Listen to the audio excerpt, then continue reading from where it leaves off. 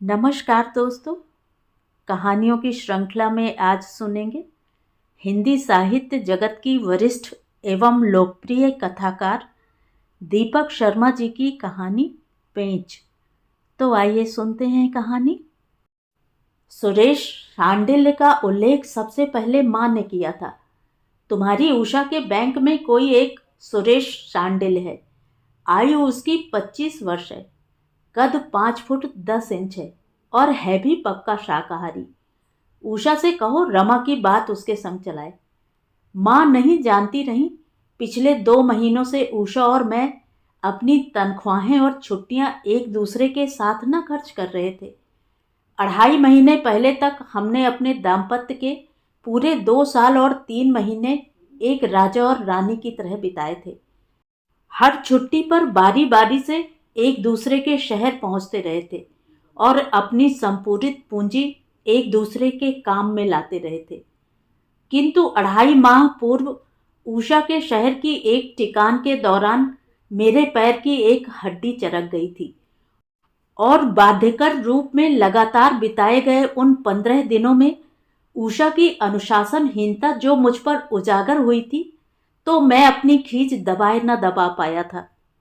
परिणाम स्वरूप एक कड़वी झड़प के बाद मैं अपने पैर के प्लास्टर समेत अपने शहर लौट आया था। उसके बाद उषा मेरे शहर आने की अपनी बारी बारंबार टालती चली गई थी। मैंने भी उषा से टेलीफोन पर बात करने की अपनी बारंबारता कम कर दी थी। सप्ताह में 6 फोन करने की अपनी पहल घटाकर मैं 2 पर ले आया था। किंतु रमा की शादी की खातिर अगले ही दिन मैं उषा के बैंक जा पहुंचा। बैंक मेरा जाना पहचाना था। अपनी बदली से पहले मैं वहीं काम करता था। उषा मुझे यहीं मिली थी 3 साल पहले। पहले ही काउंटर से उषा की मेज मुझे साफ दिखाई दे गई। पंक्तिबद्ध 7 काउंटरों के पीछे रखी 4 मेजों में से तीसरी मेज उसकी रही। वह एक पुरुष की बात सुन रही थी। अपने परिसज्जित हाव भाव के समूचे प्रदर्शन के साथ, सिकुड़ती और फैलती अपनी गूगू गोल आंखों के साथ, सिहरती और स्थावर दशा ग्रहण करती अपनी मांसल गालों के साथ, फूलती और विश्राम लेती अपनी नुकीली नाक के साथ, मुड़कती और निश्चल होती अपनी लंबी ठुड्डी के साथ पुरुष की तरफ मेरी पीठ रही। किंतु उसके उग्र कंधों तथा मजबूत सिर की झूमा झूमी से स्पष्ट था वह किसी अनुग्रह का रस ले रहा था। क्या वह अनुग्रह किसी प्रेमानुभव का पुनर्धारण था अथवा पूर्व धारण? मैं काउंटर के पास रुक लिया। तत्काल उनके पास पहुंचकर मैं उन्हें उलझन में नहीं डालना चाहता था। हाय स्पून, अभिवादन शोक लड़के। तभी किसी एक मेज से एक महिला का स्वर मेरी दिशा में मुखर हुआ। लॉन्ग टाइम नो सी। ऐसे बहुत दिनों बाद भेंट हो रही है, अचरज है। ओह अरुणा। बैंक की यह डिप्टी मैनेजर मेरी पुरानी सहयोगिनी रह चुकी थी। मुझसे उम्र में 10 वर्ष तो अवश्य ही बड़ी रही होगी, किंतु एक तो अपने कपटपूर्ण श्रृंगार और बालों के सुविचारित कटाव के बूते पर वह हरदम घोषणा करती लगती, मैं एक भव्य सुकुमारी हूं। तिस पर उसकी जिद भी रही। उसकी अंग्रेजी स्लैंग की खास बोली समझने वाले उसके परिचित उसे उसके पहले नाम से ही बुलाएं। How are you? I am all right Jack. वह हंसी। In good nick, in full swing, in my element, but you look off form and no mistake. Usha, Usha कहाँ है? मैं सिगरेट पीना चाहता था, किंतु जैसे ही मैंने जेब से अपनी सिगरेट की डिबिया निकाली, अरुणा ने मुझे टोक दिया। यहाँ नहीं। मैंने तुरंत अपनी डिबिया जेब में लौटा ली और इसी बीच मेरी गर्दन अरुणा की ओट से बाहर हो ली। उषा की मेज की दोनों कुर्सियां अब खाली थीं। She must be touching herself up for you. Aruna फिर हंसती। आओ। काउंटर नंबर 5 पर हमारा आमना सामना हुआ तो उषा खंखारी। खंखारने की उसे बुरी आदत रही। मेरे पास अधिक समय नहीं। मैं गुर्राया। मैं बाहर पोर्टिको में हूं। बैंक के पोर्टिको में इस बैंक के एक पुराने ग्राहक और मेरे अच्छे परिचित की मारुति सुजुकी डिजायर हमारी प्रतीक्षा कर रही थी। गाड़ी में बैठने का अभ्यास उषा के लिए अभी भी नया ही रहा। वह एक मध्यम परिवार से आई थी और वाहन के नाम पर उसके पिता तथा दोनों भाइयों के पास स्कूटर ही रहे। अपनी एक निजी मारुति खरीदने का इरादा हम दोनों रखते थे, किंतु रमा की शादी के बाद। यहाँ कब तक हो? उषा ने अपना गला साफ किया। बताऊंगा। अपना उत्तर मैंने जानबूझकर संक्षिप्त रखा। कोई भी निर्णय लेने से पहले अभी कुछ देर और मैं सोचना चाहता था। फीस्ट चलो, ड्राइवर को मैंने आदेश दिया। जी साहब।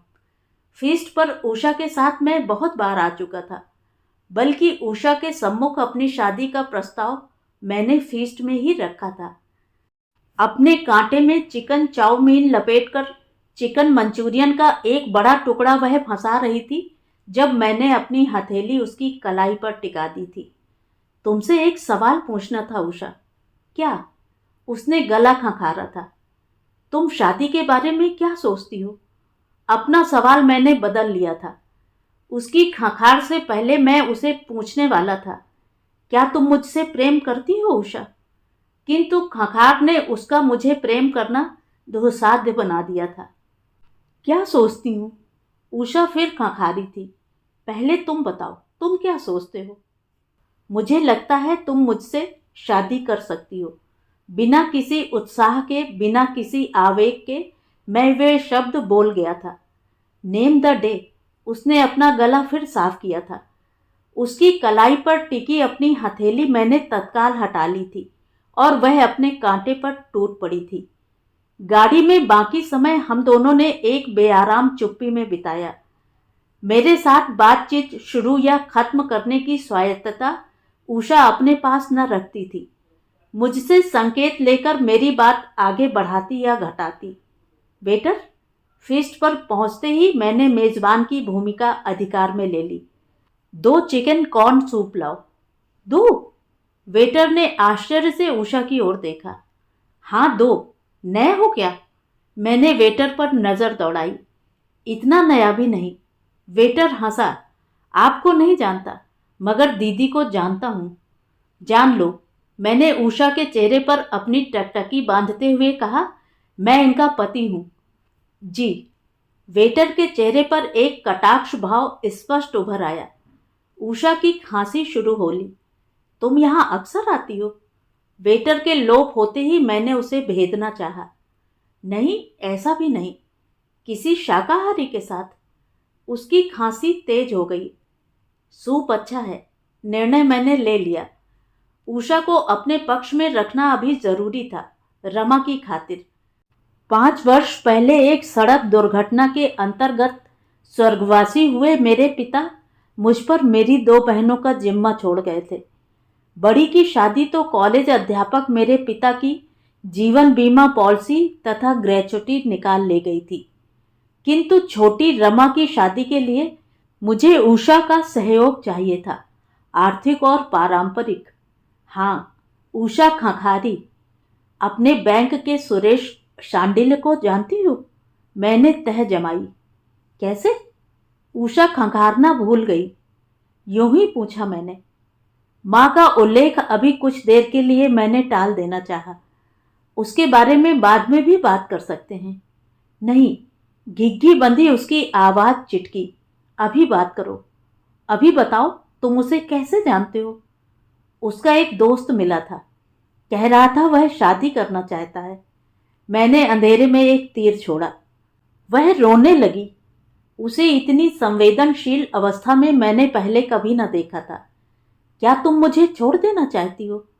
अप्रत्याशित उस घुमावदार पेंच के लिए भी मैं तैयार होकर न आया था। नहीं। उसकी खंकार लौट आई। कतई नहीं। मुझे माफ कर दो। आइंदा ऐसा न होगा। सुरेश सांडिल्य का नाम उस दिन के बाद हम दोनों ने एक दूसरे के सम्मुख दोबारा न लिया। उसी दिन उषा मेरे साथ मेरे शहर आ गई। मां को टेलीफोन मैंने अगले दिन दफ्तर जाकर किया। सुरेश सांडिल्य ठीक नहीं, मांसाहारी है, शराब पीता है, स्त्रियों के साथ घूमता है, आवारा है, बहुत आवारा है। रमा की शादी अनियंत्र करेंगे और कुछ समय बात करेंगे। उषा की बदली पहले यहाँ हो जाए। उषा और मेरे एक ही शहर में रहने से रमा की शादी की व्यवस्था करने में अधिक सुविधा रहेगी। तो ये थी कहानी। कहानी आपको कैसी लगी कमेंट करके ज़रूर बताएं।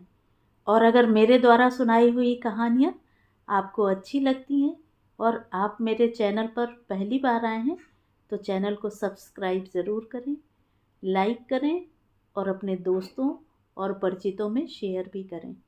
बेल आइकन दबाना बिल्कुल भी ना भूलें। धन्यवाद।